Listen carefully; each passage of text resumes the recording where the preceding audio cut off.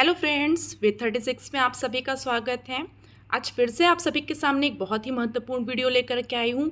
आज की क्लास में हम छत्तीसगढ़ के बस्तर जिले में स्थित धुड़मारास गांव के बारे में बात करने वाले हैं, जो कि यूनाइटेड नेशन के द्वारा विश्व का सबसे सुंदर गांव घोषित किया गया है। तो चलिए बात करते हैं। जो धुड़मारास जो है वो छत्तीसगढ़ के बस्तर जिले का एक गाँव है। याद रखिएगा, धुड़मारास जो है वो कहाँ पर स्थित है, तो छत्तीसगढ़ के बस्तर जिले में स्थित है, जो कि एक गांव है।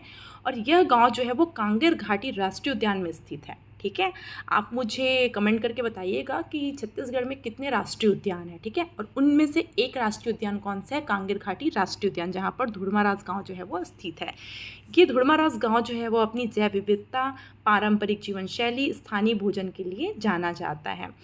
धुड़मारास को संयुक्त राष्ट्र विश्व पर्यटन संगठन मतलब कि United Nation World Tourism Organization ने अपने सर्वश्रेष्ठ पर्यटन गांव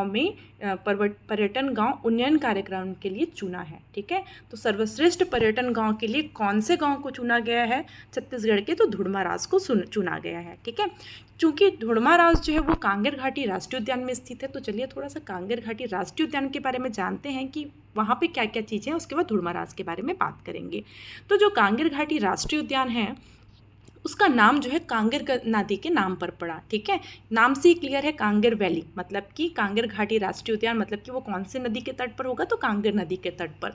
और कांगेर नदी जो है वो कौन से नदी की सहायक नदी है? तो वो शबरी नदी की सहायक नदी है। इसके अलावा जो कांगेर घाटी राष्ट्रीय उद्यान है उसका जो क्षेत्रफल है वो 200 स्क्वायर किलोमीटर की रेंज पर वो फैला हुआ है। ठीक है, तो कितना इसका क्षेत्रफल कितना है? तो ये भी याद रखिएगा, 200 वर्ग किलोमीटर क्या है, कांगेर घाटी राष्ट्रीय उद्यान का एरिया है। इसके अलावा इसकी स्थापना जो है 1982 में हुई थी। ठीक है, इसके अलावा कांगेर घाटी राष्ट्रीय उद्यान में क्या क्या चीज़ें हैं जिसकी वजह से ये राष्ट्रीय उद्यान फेमस है, तो उसके बारे में भी बात कर लेते हैं। यह राष्ट्रीय उद्यान जो है साल, सागौन, टीक, बांस के पेड़ों के लिए जाना जाता है। चूँकि बस्तर तो ऐसे ही बहुत सुंदर है जिसे साल वनों का द्वीप कहा जाता है, मतलब साल वनों से घिरा हुआ है। लेकिन इस राष्ट्रीय उद्यान में भी साल वन, सागौन वन, टीक और बांस के वनों के लिए भी ये फेमस है। इसके अलावा कांगेर घाटी राष्ट्रीय उद्यान में बस्तर मैना के लिए प्रसिद्ध है। मतलब कि छत्तीसगढ़ में अगर बस्तर मैना कहाँ पर पाई जाती है या हिल मैना कहाँ पर पाई जाती है, तो बस्तर क्षेत्र में पाई जाती है। उसमें बस्तर क्षेत्र के कांगेर घाटी राष्ट्रीय उद्यान में जो है मुख्य रूप से ये रहती हैं, जो कि छत्तीसगढ़ की राजकीय पक्षी है। इसके अलावा इस राष्ट्रीय उद्यान में 3 गुफाएं हैं, जिसमें से कुटुम्बसर की गुफा, कैलाश गुफा और दंडक की गुफाएं हैं।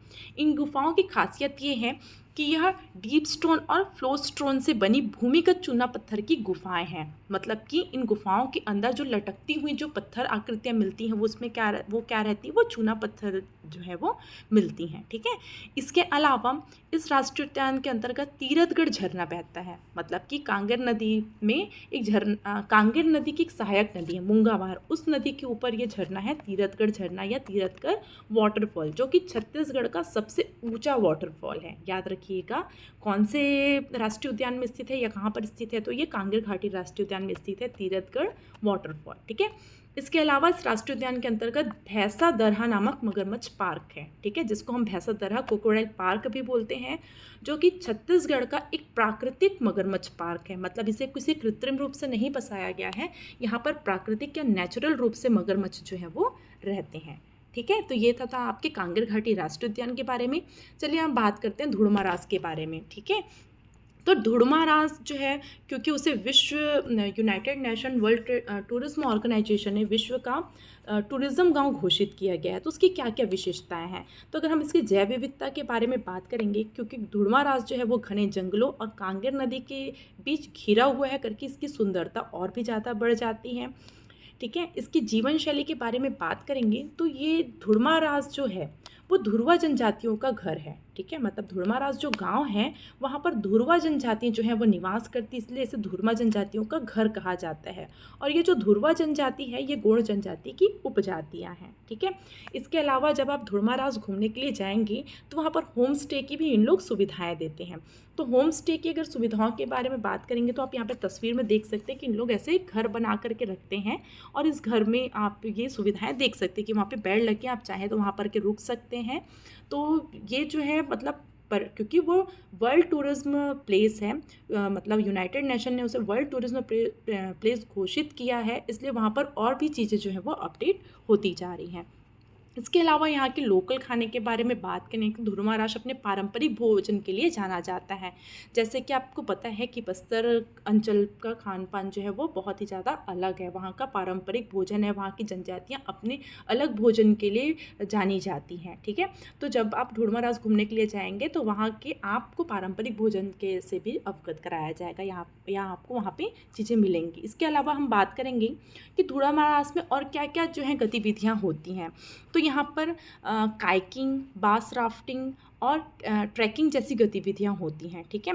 अगर हम बात करेंगे काइकिंग, तो काइकिंग एक प्रकार का बोटिंग ही है, ठीक है, लेकिन बोटिंग में बहुत से लोग बैठ पाते हैं, लेकिन काइकिंग में सिर्फ 1 से 2 लोग अधिकतम उसमें बैठ के क्या करते हैं, बोटिंग करते हैं, ठीक है।